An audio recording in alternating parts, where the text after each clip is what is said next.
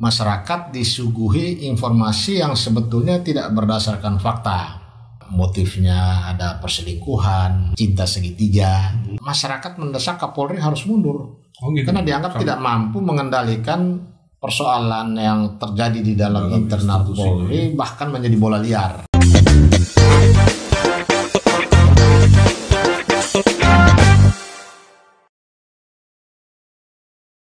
Opini, obrolan Papi Sony. Kali ini saya, Sony Tulung, akan ngobrol dengan seorang lawyer terkenal dunia akhirat, pengacara, praktisi hukum, Petrus Celestinus. Pak Petrus, apa kabar? Malam. Sehat ya Pak Petrus? Sehat. Yang penting sehat Pak Petrus. Kali ini kita mau ngobrol isu yang lagi, ini luar biasa sebetulnya, isu besar tentang kepolisian Indonesia, yaitu tembak menembak di rumah Kadif Propam ya Pak. Ya. Kadif Propam Bapak Irjen Pol Ferry Sambo. Apa yang Pak Petrus bisa share ke kita tentang kasus ini? Jadi berdasarkan pemberitaan yang mulai ramai hari Senin kemarin, jadi kalau kita bicara hari Senin berarti hari ini udah masuk ke hari Jumat ya? Ya. Oke. Masyarakat belum mendapatkan suguhan informasi yang akurat, ya, berdasarkan fakta yang sebenarnya, karena sampai dengan hari ini semua masih berspekulasi. Ya. Bukankah Polri sudah mengeluarkan press release, konferensi pers? Iya, tetapi belum masuk kepada substansi yang sekarang lagi dipergunjingkan oleh masyarakat. Maksudnya apa itu yang jadi kalau masyarakat kan masih mempertanyakan itu motifnya apa? Oke. Nah kalau masyarakat mempertanyakan motif, tentu Polri punya alasan menunggu hasil penyelidikan dan penyidikan. Nah kalau menunggu hasil penyelidikan dan penyidikan, mestinya masyarakat harusnya bersabar menunggu. Yeah. Tetapi lagi-lagi karena perkembangan media ini yang begitu dahsyat, terutama medsos, sehingga dari hari ke hari masyarakat disuguhi informasi yang sebetulnya tidak berdasarkan fakta. Jadi banyak yang hoax. Semua berdasarkan perkiraan orang, atau bahkan ada yang menyebar hoax. Ya. Ada yang menyatakan bahwa motifnya ada perselingkuhan, ya, cinta segitiga, ya, dan sampai sekarang soal ini belum terjawab. Nah, informasi yang sempat disampaikan itu bahwa terjadi penembakan yang dilakukan oleh Brigade E terhadap Brigade J atau almarhum Joshua. Ya, korbannya. Ya, karena itu tadi. Dia mendengar suara teriakan karena kebetulan dia ada di atas, dan begitu dia turun melihat Brigade J dan Brigade J juga dengan emosi mengeluarkan tembakan, lalu saling tembak antara kedua ajudan. Oh, dua-duanya ajudan ya? Ajudan. Kedua ajudan FS. Apa yang katakanlah yang janggal dari cerita-cerita ini?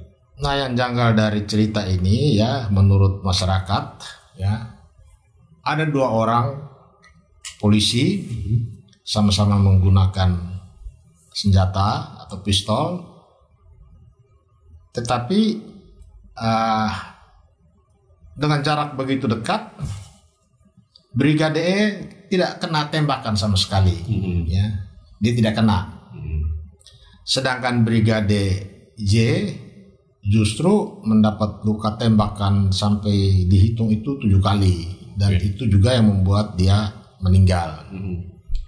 Nah, banyak orang mempertanyakan, kalau saling tembak menembak jarak dekat, kemudian yang satu sama sekali tidak kena. Yang satu kan menyatakan dia menembak 7 kali, yaitu dari Brigade J kepada E. Sementara dari Brigade E kepada J itu 5 kali. Nah, itu artinya pada waktu tembakan yang diarahkan oleh Brigade J kepada E itu mungkin dia sudah kena tembakan. Sehingga bisa saja tidak mengenai sasaran. Oke. Ya, kalau menurut analisa Pak Denny Mamoto, menurut dia itu antara Brigade J dengan Brigade E, Brigade E ini jago tembak. Oke. Ya, jago tembak. Dan dia posisinya di atas. Karena terhalang oleh tangga, sehingga tembakan dari Brigade J ke E itu tidak mengenai. Ya, selalu meleset. Seberapa besar kira-kira rumahnya? Nah, itu kita kurang tahu, tetapi namanya bintang 2 ya pasti rumah dinas ya. Rumah dinas dan rumah-rumah besar ukuran jenderal ya. Apalagi 2 lantai. Iya. Nah, kemungkinan meleset memang bisa ya. Ya, tetapi ada sebagian masyarakat menurut analisa mereka kematian itu di luar. Maksudnya? Tidak di tempat itu. Oh gitu. Dan jadi mereka menghubungkan ada disebut tanda-tanda luka sayatan. Iya. Ya, bahkan ada yang bilang rahangnya bergeser. Katanya ada di Twitter juga keluarga korban bilang bahwa jarinya patah ya. Ya, jarinya putus, bukan patah. Oh, putus. Nah, sehingga orang menduga peristiwa kematian itu terjadi di luar, kemudian dibawa ke rumah. Itu dugaan. Ya, tetapi sangat tidak mungkin. Oke. Ya, itu terlalu bodoh. Kenapa nggak mungkin? Ya, itu barang kan sesuatu yang sangat berbahaya. Apalagi kalau ini dalam rangka mau menutup-nutupi. Untuk apa dibawa ke situ? Ya. Memindahkan dari suatu tempat ke tempat yang lain pada siang hari itu terlalu riskan. Jadi kalau kita bilang pekerjaan bodoh itu sangat bodoh. Nah, sehingga kalau saya sih pikir ya peristiwa itu terjadi di rumah Freddy Sambo. Lalu kejadian tembak menembak itu bisa saja terjadi karena di situ ada 2 orang toh. Iya. 2 orang dan dua-duanya memiliki pistol. Senjata api.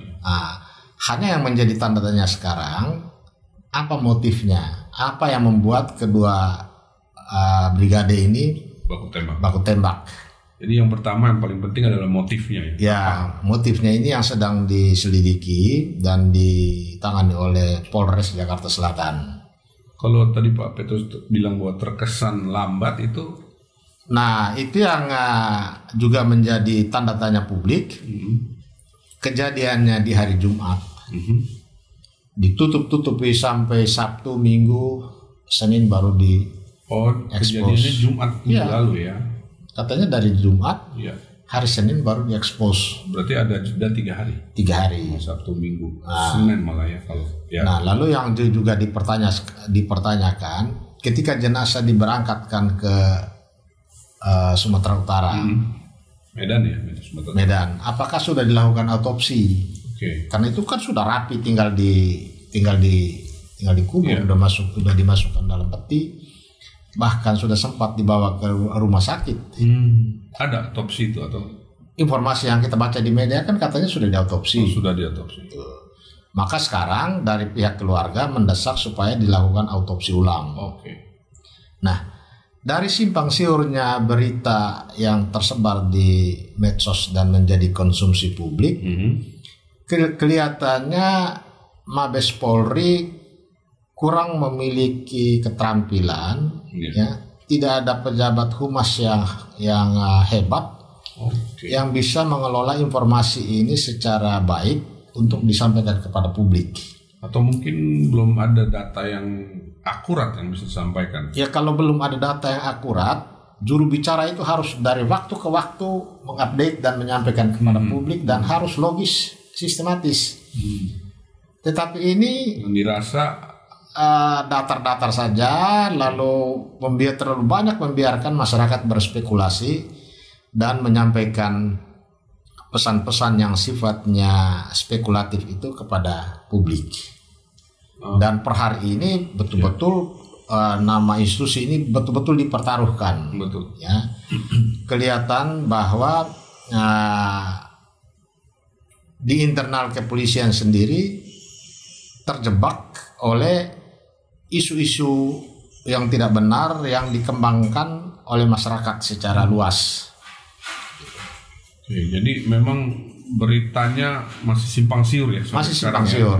Apa yang sebetulnya terjadi dan lain sebagainya itu masih betul-betul belum jelas sama sekali ya? Karena itu kita berharap dengan dibentuknya tim independen ya, yang dibentuk oleh Kapolri, kita berharap tim ini bekerja secara jujur, objektif temuannya, dan supaya disampaikan kepada publik apa adanya. Tim independen ini sudah dibentuk? Sudah dibentuk. Biasa terdiri dari siapa saja gitu mereka?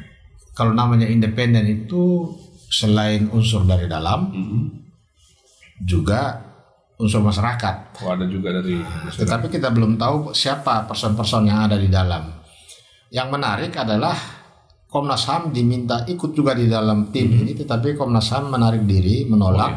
Kenapa? Karena dia ingin melakukan sendiri. Oh, oke. Nah, sehingga temuan Komnas HAM dengan temuan tim independen ini kemudian akan menjadi bahan menarik. Apakah sama temuannya atau berbeda? Iya. Bisa nanti dibandingkan ya. Betul. Tapi ini dalam sejarah baru kali ini terjadi ya peristiwa seperti ini ya, tembak-menembak di rumah petinggi Polri, atau ada pernah kejadian juga? Ya mungkin pernah kejadian, tetapi peristiwanya tidak seheboh ini. Iya, heboh sekali. Ya, karena mungkin dibantu oleh medsos yang sangat bebas. Medsos. Ya, sangat bebas, sehingga siapa saja boleh menyampaikan komentar, dan komentar yang diberikan itu tanpa didukung fakta-fakta. Ya, jadi berbagai spekulasi ini berkembang luar biasa ya, simpang siur di masyarakat. Apalagi versi keluarga sendiri diambil porsi tersendiri oleh medsos. Oke. Itu yang kelihatannya bertolak belakang dengan penjelasan yang disampaikan oleh. Apa sih kalau menurut keterangan dari pihak keluarga? Pihak keluarga kalau kita baca di medsos ya, menurut mereka anaknya ini tidak hanya ditembak, tetapi mengalami penganiayaan. Ya, ada luka sayatan, ya, hidungnya pecah, kemudian rahangnya bergeser. Menurut Benny Mamoto di dalam penjelasan di TV One itu ini pecah. Jadi kelihatan seperti dipukul karena tembakan dari belakang ini kan tembus. Gitu. Tembakan karena dia dari atas toh. Penembak ini kan posisinya dari lantai 2, sehingga dia membidiknya itu tidak salah. Lebih akurat kali. Lebih akurat. Dari atas. Nah, dan dia penembak jago tembak lah. Sehingga dia posisinya lebih pas untuk mengambil posisi jitu. Memang kalau di atas biasanya lebih enak, kan pandangannya lebih akurat. Sedangkan Brigadir J ini dalam posisi panik sehingga tembakannya sembarangan. Gitu. Kalau berita yang dikeluarkan oleh Polri sendiri kan ada pelecehan seksualnya terhadap istri Kadif Propame. Menurut Pak Petrus itu seperti apa? Itu bisa saja ya, namanya di rumah itu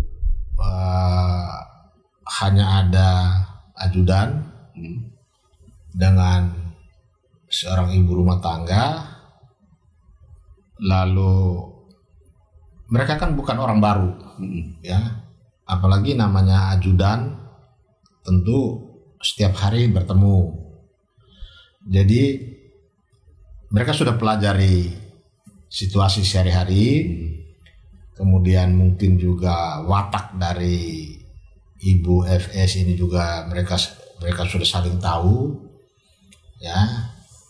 Ada peluang, ada kesempatan, nah, itu kan bisa terjadi, bisa saja terjadi. Percobaan ke arah situ bisa saja. Dan dari rangkaian informasi yang tersebar dari sejak awal sampai sekarang, arah kepada pelecehan seks atau percobaan untuk melakukan tindakan kekerasan terhadap Ibu FS ini bisa diterima karena di rumah itu kan hanya ada ibu sama 2 ajudan itu. Mungkin ada juga ART, nggak ada asisten rumah tangga. Selama ini tidak diungkap. Oh, tidak diungkap. Bisa saja ada, tetapi bisa saja pada saat yang pada saat kejadian perkara itu tidak berada di tempat. Oke, jadi belum jelas juga ya. Belum jelas. Bagaimana tentang CCTV? Kan ini salah satu alat bukti yang bisa jadi pegangan juga. CCTV ini juga menjadi bahan kecurigaan karena menurut penjelasan yang disampaikan oleh pihak penjaga di rumah kediaman Freddy Sambo, CCTV-nya rusak sudah 2 minggu yang lalu. Okay. Nah, orang lalu menghubungkan kerusakan itu bagian dari skenario, ya, atau baru ditutup-tutupi setelah kejadian untuk menghilangkan jejak. Jadi masyarakat itu tidak percaya informasi mengenai sudah 2 minggu CCTV itu rusak. Nah, ini juga jadi makanya penyidikan yang dilakukan oleh polisi itu harus betul-betul murni, tidak boleh dimanipulasi. Karena sekarang ini kan sudah beda, ya. Masyarakat sudah terbentuk pemikirannya, mindsetnya sudah diarahkan kepada bahwa ini semua rekayasa. Oh, gitu. sudah terbentuk seperti itu ya di luar sana. Di benak masyarakat itu ini semua rekayasa. Entah apa yang ditutup-tutupi belum jelas. Masyarakat belum jelas. Karena kalau kita bicara ditutup-tutupi, manfaatnya tidak ada. Untuk apa? Ya. Toh akhirnya juga akan terungkap semua. Kalau menurut Pak Petrus bagaimana ini kelihatannya? Apakah artinya akan ada transparansi atau bagaimana? Ini karena awalnya memang dicoba ditutup-tutupi, maka nampak sekali bahwa ada upaya untuk menutup-nutupi hal-hal yang mungkin sangat sensitif. Jadi karena awalnya ditutup-tutupi dan informasi yang disampaikan itu berubah-ubah, ya. Oh, memang ada itu? Ada ya dari Kapuspen Mabes Polri dengan pernyataan yang datar-datar saja. Kemudian penjelasan dari Kapolres udah mulai masuk kepada substansi. Karena Kapolres Selatan. Iya, karena tim penyidiknya kan di sana. Okay.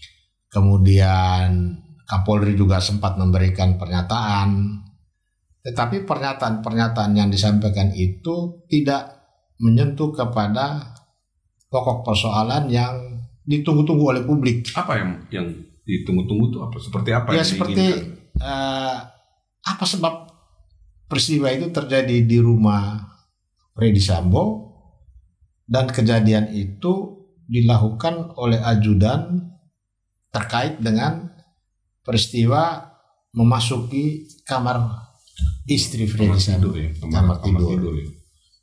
Di saat ibu sedang tidur. Okay. Nah, ini yang menimbulkan tanda tanya besar di kalangan masyarakat, karena namanya memilih ajudan itu kan orang-orang pilihan, ya. Tidak mungkin sembarangan. Sudah dicek and recheck latar belakang. Betul. Kemudian orang jadi polisi juga jenjang pendidikannya lama. Sehingga dengan peristiwa ini kita juga patut pertanyakan bagaimana proses rekrutmen seseorang menjadi polisi, kemudian bagaimana selama pendidikan itu berjalan, kok ini bisa terjadi? Menurut Pak Petrus bagaimana? Ya bisa saja ada yang salah, ya, karena kita tahu rekrutmen untuk menjadi polisi ini kan banyak juga masih saja terjadi jual beli. Oke. Orang mungkin tidak memenuhi syarat, tetapi karena punya uang, begitu, digampangin masuk. Masih terjadi? Masih. Jadi ini sebetulnya persoalan rekrutmen anggota Polri ini juga harus menjadi perhatian Kapolri, supaya betul-betul seleksinya harus ketat. Kalau dari Kapolri sendiri sudah ada statement atau belum? Statement terkait dengan substansinya sih belum. malah diserahkan kepada Kadif Humas, tim independen ini. Nah, tim independen di samping penyidik juga bekerja. Ya. Nah, yang menjadi perdebatan sekarang ini, apakah autopsi ulang itu dikabulkan atau tidak? Oke. Karena ini bisa tidak dikabulkan? Bisa dikabulkan, bisa tidak. Ini kan kewenangan penyidik. Oh. Tapi kalau tidak dikabulkan, mungkin malah betul. Kecurigaan ya. Betul. Kelihatan keluarga juga menuntutnya dilakukan autopsi ulang. Gitu. Ini berat loh. Ini akan kalau penanganannya tidak sungguh-sungguh dan terlalu banyak ditutupi, bisa saja masyarakat mendesak Kapolri harus mundur. Gitu. Karena dianggap tidak mampu mengendalikan persoalan yang terjadi di dalam internal Polri, bahkan menjadi bola liar. Oke. Jadi kalau ini bisa, kalau ini isu ini tidak dikelola dengan baik, penanganannya juga baik dari tim penyidik maupun tim independen ini bekerja secara tidak profesional, maka berimplikasi kepada ketidakpercayaan publik kepada institusi dan juga ketidakpercayaan publik terhadap Kapolri.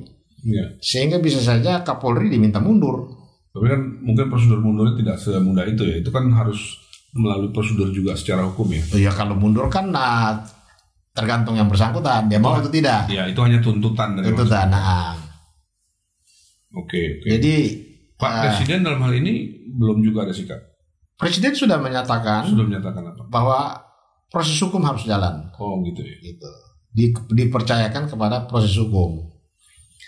Jadi penyidik pertama dia harus bekerja secara profesional apa adanya dan hasilnya itu sebaiknya secara periodik disampaikan kepada publik sehingga publik tidak dicekoki informasi-informasi yang sifatnya hoax.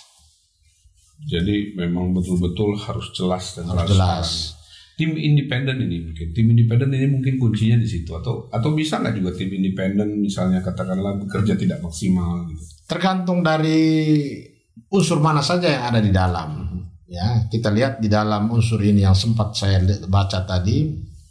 Kompolnas masuk di dalam. Tetapi Kompolnas itu kan bagian dari polisi juga.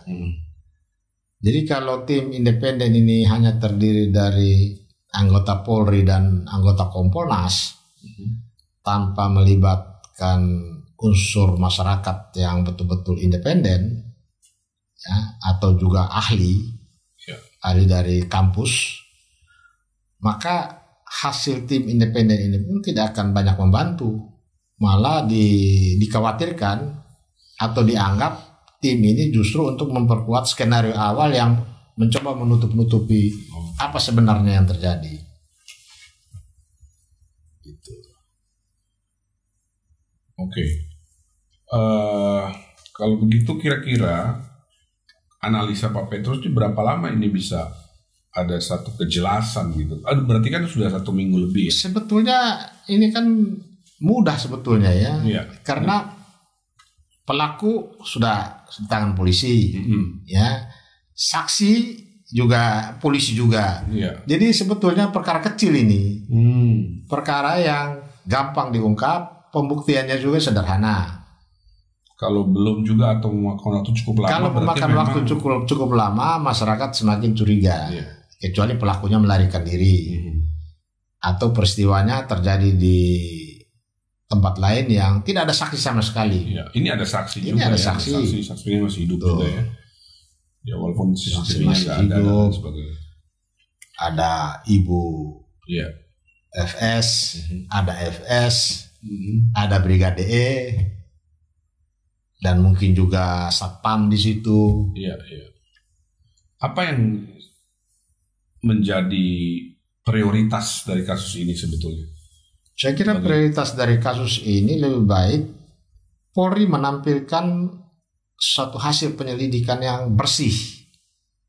Jangan ditutup-tutupi. Bisa itu? Bisa, karena selama ini kan banyak kasus yang polesannya terlalu banyak, sehingga kejadian yang sebenarnya itu tidak terungkap. Iya. Gitu. Polesannya terlalu banyak. Cukup banyak ya kasus seperti ini.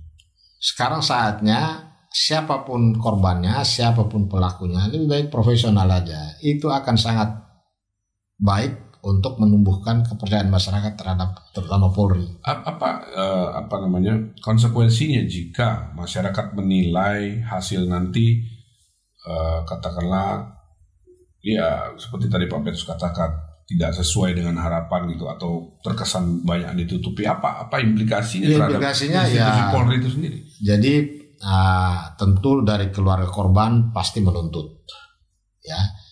Dimungkinkan itu. Oh ya, dia akan menuntut keadilan, toh dia minta supaya pelaku dihukum berat, karena dia kehilangan anggota keluarga yang sangat dibanggakan, tumpuan dan anak-anak sulung mungkin dan segala macam tuh.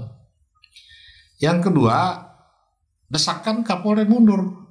Itu juga salah satu implikasi yang mungkin saja dan saya yakin akan mengarah ke sana kalau tim independen dan penyidik bekerja di bawah skenario pihak lain. Oke. Itu risikonya. Itu sangat berbahaya. Dan mungkin yang paling berat adalah memang mengembalikan atau sementara ini kan polisi berusaha memperbaiki citra kan. Ya. Habis-habisan untuk memperbaiki citra yang selama ini juga kurang baik gitu. Betul. Dan sebenarnya kalau menurut Pak Petrus sudah mengarah ke arah baik nggak selama ini? Selama katakanlah dalam kepemimpinan Kapolri yang sekarang. Pak Listio ini kan ya seperti baru kemarin ada satu peristiwa yang kita patut mengapresiasi, yaitu AKBP Brotoseno. Oh ya. Akhirnya kan dipecat. Setelah sebelumnya diaktifkan kembali setelah yang bersangkutan menjalani masa pidana karena terlibat tindak pidana korupsi. Nah, itu juga sempat mencoreng nama Polri. Karena seseorang yang sudah divonis penjara karena perbuatan korupsi diaktifkan kembali menjadi Polri aktif. Undang-undangnya itu gimana Pak Petrus? Menurut undang-undang, menurut kode etik kepolisian dia harus dipecat. Oh, kalau terlibat pidana korupsi harus dipecat. Dan sudah ada putusan pengadilan berkekuatan hukum tetap. Sudah inkrah ya. Tapi ini diaktifkan dengan alasan dia punya jasa besar terhadap Polri. Tapi akhirnya ditarik lagi ya keputusan. Nah, karena reaksi publik mengecam pengaktifan kembali itu, Pak Listio Sigit mengeluarkan peraturan kepolisian yang baru yang membuka jalan, ada payung hukum untuk meninjau kembali keputusan Dewan Kode Etik Polri. Nah, Komisi Kode Etik Polri, keputusan mengaktifkan kembali itu ditinjau kembali dengan pemecatan. Diberhentikan dengan tidak hormat. Jadi mesti ada intervensi. Di saat ini ada perbaikan, tapi dirusak lagi oleh peristiwa ini kalau penanganannya terlalu banyak ditutup-tutupi. Gitu. Nah, saya juga baca di media sosial itu ada netizen itu menginginkan katanya yang terlibat pihak-pihak kasus ini yang terlibat katanya dinonaktifkan sementara. Itu bagaimana? Saya kira betul karena ini kan pelakunya polisi. Ya. Karena pelakunya polisi, maka penyidikannya pasti di bawah lembaga propam. Ya. Karena itu FS harus dinonaktifkan dari jabatannya itu supaya tidak melahirkan konflik kepentingan. Gitu. Sudah atau belum ya? Keputusan yang definitif belum ya. Tetapi karena sementara ini dia tidak aktif, ada disebut-sebut seorang brigjen atau apalah yang sementara ini mengambil alih jabatannya. Ya. Ke DPR sendiri bagaimana sikapnya? DPR justru akan memanggil Kapolri untuk dimintai penjelasannya. Komisi 3 akan memanggil. Komisi 3 ya. Karena mereka juga alasannya sama, simpang siur pemberitaan di media, terutama medsos itu betul-betul menjatuhkan nama Polri. Sementara informasi yang disampaikan oleh Polri juga tidak utuh, memberi pesan kuat kepada masyarakat ada banyak hal yang ditutup-tutupi. Itu yang beredar di masyarakat. Betul. Ditutup-tutup ini untuk kepentingan siapa, kita juga tidak tahu. Jadi kalau Pak Petrus sendiri dan teman-teman lawyer yang lain ada semacam keyakinan nggak bahwa ini akan selesai dengan baik gitu? Artinya terbuka, transparan. Oh iya, harus desakan dari masyarakat dari mana-mana nuntut supaya ini harus transparan, jujur dan objektif. Maka dalam penyelidikan ke depan ini kita yakin penyidik kepolisian akan melakukan tugas secara profesional. Karena bagaimanapun juga kepentingan kepercayaan masyarakat terhadap Polri itu di atas segala-galanya. Ya, itu yang penting. Jauh lebih penting daripada kepentingan hanya sekedar menjaga nama baik Freddy Sambo atau siapapun gitu. Jadi itulah ya prioritas yang paling prioritas. Jadi institusi ini harus dijaga karena dia ini garda terdepan dalam menjaga keamanan seluruh rakyat Indonesia. Oke. Kalau Pak Petrus di posisi Kapolri sekarang gimana gitu kira-kira? Pusing nggak sih? Ya kalau saya Kapolri ya buat apa pusing? Tim penyidik serahkan ke tim penyidik dan kasih tugas laksanakan sesuai KUHP. Apalagi Presiden sudah memerintahkan. Tidak boleh ada yang mengintervensi. Itu saya kira selesai. Tetapi kalau sudah mulai ada yang harus ditutup-tutupi, diarahkan harus begini, harus begitu, itu hasilnya kalau dulu mungkin sangat mungkin, sekarang sudah nggak mungkin. Kenapa? Ya karena semua orang sudah pegang informasi itu. Informasi yang beredar di medsos itu luar biasa. Oh iya? Bahkan apa yang belum diungkap mereka sudah ungkap. Ada banyak bocoran. Ada banyak bocoran ya. Tapi sejauh mana kebenaran kita juga belum tahu, belum paham ya. Bahkan bisa saja medsos inilah peradilan yang sebenarnya. Oke. Gitu. Oh gitu ya. Iya. Kadang-kadang apa yang terjadi di dalam ruang penyidik, apa yang terjadi di ruang pengadilan itu itu orang tidak anggap. Oh gitu ya. Jadi yang mungkin lebih sulit nanti apapun hasilnya merubah yang namanya public opinion. Ya, public opinion yang sudah terbentuk ini sulit diubah. Kalau ya kurang bagus atau negatif lah ke Polri akan sulit sekali untuk. Betul. Walaupun hasil penyidikannya bagus, tapi masyarakat sudah terbentuk dalam benak mereka bahwa ini permainan. Apa yang harus dilakukan kalau gitu untuk mengembalikan? Ini kan sempat baik tapi kemudian susah. Sulit ya. Sulit. Kalaupun dia perbaiki, cacatnya sudah ada. Ya toh. Apa menimbulkan? Akhirnya ujung-ujungnya kepemimpinan Jenderal Listio Sigit dipertanyakan. Oke. Secara tidak langsung juga mungkin ya karena diangkat oleh Presiden kan. Iya. Ada pengaruh ke sana juga. Ya jelas akhirnya kan Presiden dituntut untuk mengambil sikap tegas. Kalau dia tidak mundur, masyarakat bisa saja menuntut Presiden untuk memberhentikan. Oke. Ya memang masih banyak misteri ya. Mudah-mudahan ya kita berharap kasus ini selesai dengan sebaik-baiknya. Artinya apapun yang terjadi sebenar-benarnya itulah yang berhak diketahui masyarakat. Betul. Ya kan? Dan harus minta maaf kepada masyarakat. Iya. Kenapa? Bahwa Polri lambat menginformasikan kepada masyarakat hal yang memang sebenarnya. lambat ya kalau menurut Pak Petrus. Loh iyalah kalau kejadiannya dari Jumat kemudian Senin baru informasinya disampaikan kepada publik 3 hari ya. Dan sampai sekarang hasil penyelidikannya seperti apa belum disampaikan kepada masyarakat. Kelihatannya mungkin memang ada konflik kepentingan atau gimana? Itu dia, kalau ditangani oleh Polres Selatan ini apakah masih di bawah Propam atau tidak, kita belum tahu. Tetapi secara aturan mestinya Propam. Mungkin kemarin terbentur Idul Adha kali. Idul Adha tanggal berapa? Ya hari Minggu kan? Hari Minggu. Kejadian Jumat. Iya.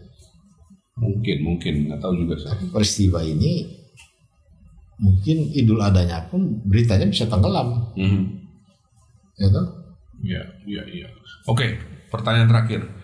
Apa yang kira-kira Pak Petrus harapkan atau katakanlah memberi pesan untuk masyarakat itu apa? Dari kasus ini, berkaca dari kasus ini, apa yang? Ya, masyarakat sebaiknya bersabar menunggu penjelasan resmi dari Polri berdasarkan hasil penyelidikan dan penyidikan. Karena hanya penyelidik dan penyidik yang tahu mereka kena perkaranya di tangan mereka, maka informasi yang benar itu adalah hasil pemeriksaan mereka. Nah, masyarakat jangan terlalu percaya apa yang sekarang ini berkembang di medsos. Oke, banyak karena berita yang disuguhkan di medsos itu adalah rekaan-rekaan, perkiraan-perkiraan, hasil analisa dari isu yang satu ke isu yang lain. Tapi kalau dibaca kadang-kadang kayak analisnya seperti sungguhan ya. Oh, itu dia, karena tidak pernah di counter toh, tidak pernah dibantah. Dan bahkan kadang-kadang ada sumber-sumber yang menyebutkan nama-nama dengan berani, dengan jelas, oh ini A dan lain sebagainya itu. Iya, dan tidak diapa-apain. Iya. Gitu. Jadi lebih baik Polri juga mengupdate informasi ini supaya masyarakat percaya sumbernya hanya dari Polri. Kalau ini kan bisa dari siapa saja, bikin konferensi pers, bikin macam-macam. Jadi harus sinkron, harus ya tidak ada katakanlah kesimpang siuran ya dari Polri sendiri. Betul. Karena kalau semakin lama ditutup-tutupi, yang dipercaya masyarakat itu ya soal selingkuh. Versi mereka yang dipercaya. Oh gitu. Oh ada ya, isu itu ada. Ya kan isunya kan ini cinta segitiga, selingkuh. Oke. Dan itu juga orang selingkuh dengan percobaan melakukan kekerasan itu kan beda ya. Iya. Kalau selingkuh kan bisa aja mau sama mau. Kalau ini kan menodongkan pistol. Itu ya ininya ya. Keterangan dari ya Polri. Berarti didahului dengan kekerasan. Oke. Pertanyaan terakhir mungkin ini tentang kira-kira kemungkinan yang akan terjadi atau katakanlah kesimpulan yang akan dihasilkan itu seperti apa sih? Ada berapa dan apa aja gitu kalau Pak Petrus bisa? Ya kalau dari perkirakan dari segi pidana itu Brigade E ini sudah pasti dia tersangka ya dan pelaku tunggal. Dari segi Freddy Sambo sebagai Kadif Propam tentu akan sangat terganggu jabatannya toh. Posisi dia itu sudah pasti akan dicopot karena lembaga yang dia pimpin itu adalah lembaga yang punya kewenangan menyidik peristiwa ini, sehingga dia harus diganti. Dan dalam posisi ini apakah Pak Freddy Sambo bagian dari korban atau ada yang bilang dia bagian dari pelaku, ya kita tunggu hasil penyelidikan gitu. Biar jelas ya. Biar jelas. Kalau pesan untuk Kapolri sendiri? Ya, manajemen untuk menyampaikan informasi kepada publik tidak hanya dalam kasus ini, tetapi dalam kasus-kasus yang lain ke depan, harus betul-betul menampilkan suatu sumber informasi yang dipimpin oleh seorang yang memiliki kompetensi yang cukup, supaya tidak kelabakan. Supaya kesannya tidak simpang siur. Tidak simpang siur, betul. Dia harus cerdas menyampaikan dari waktu ke waktu dan runut supaya tidak merusak logika publik yang dikacaukan oleh berita-berita hoax ini. Ya. Gitu. Oke. Ya kita berharap bahwa polisi dalam hal ini mampu menyelesaikan masalah internal ini dengan baik. Walaupun ini masalah internal, tapi karena polisi adalah juga penegak hukum yang menjadi sorotan dan ya panutan kita semua di Republik ini. Semoga masalah ini bisa selesai dengan baik ya. Dan tidak ada rekayasa, tidak ada apa ya kira-kira mencoba untuk menutupi dan lain sebagainya. Semua kasus ini selesai dengan baik. Dan apapun yang memang terjadi, motifnya, segala sesuatunya itu memang bisa diberikan kepada publik secara apa adanya. Mungkin itu harapan kita semua sebagai masyarakat ya Pak Petrus. Oke. Terima kasih Pak Petrus Celestinus selaku pengacara, praktisi hukum ya atas waktu yang sudah diluangkan untuk membahas masalah ini. Dan saya Sonitul mengucapkan terima kasih sudah menyempatkan diri Pak Petrus untuk datang, dan ya sekali lagi kita berharap kasus ini selesai dengan baik. Terima kasih Pak Petrus sudah ikut dalam opini obrolan Papi Sony. Yes, Pak Petrus Celestinus. Terima kasih Pak Petrus, thank you. Terima kasih.